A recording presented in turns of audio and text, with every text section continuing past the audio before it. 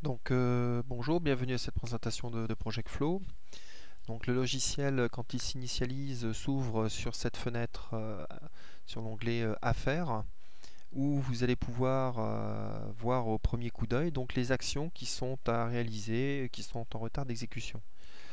Cet onglet Affaires va vous donner l'ensemble des actions, dates et les outils qui s'affairent à tout ce qui sera la relance sur le projet. La partie des onglets de gauche à côté de l'onglet Affaires représente la partie référentielle, le référentiel des contacts, le référentiel des actions, car on va voir que on peut créer des actions standards, d'un ensemble d'actions standardisées, ainsi que l'onglet global qui va nous permettre de configurer le logiciel.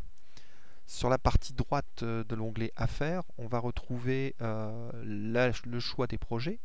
Donc un premier onglet Projet, qui va reprendre le descriptif du projet de façon globale, puis l'onglet composants qui va comprendre lui l'ensemble des éléments qui vont composer le projet,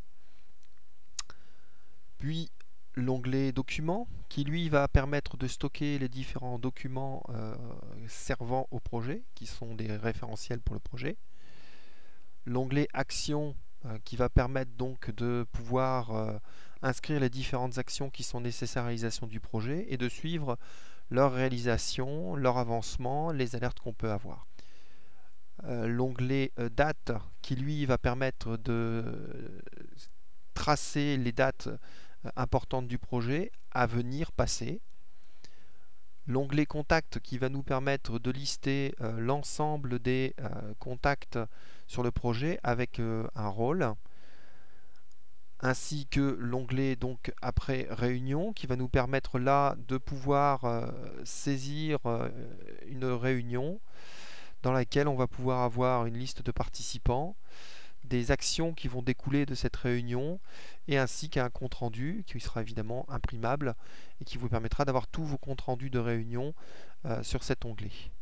Puis encore un autre onglet important au niveau du projet, donc l'onglet météo qui va vous permettre de donner une sorte de tableau de bord de votre projet dans lequel on verra les petites icônes qui permettront vraiment de donner la météo sur le projet, avec une classification des petites icônes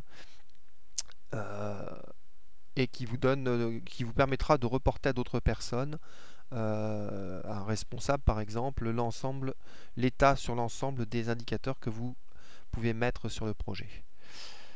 Donc si je reviens dans l'onglet Affaires, nous retrouvons donc les actions qu'on aura pu mettre en relance.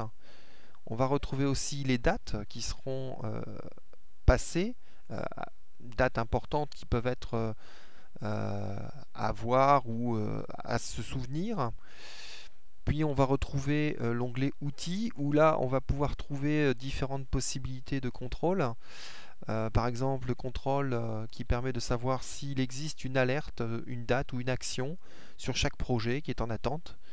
S'il n'y a pas d'action ou d'alerte de date sur le projet, cet état va vous le signaler pour information.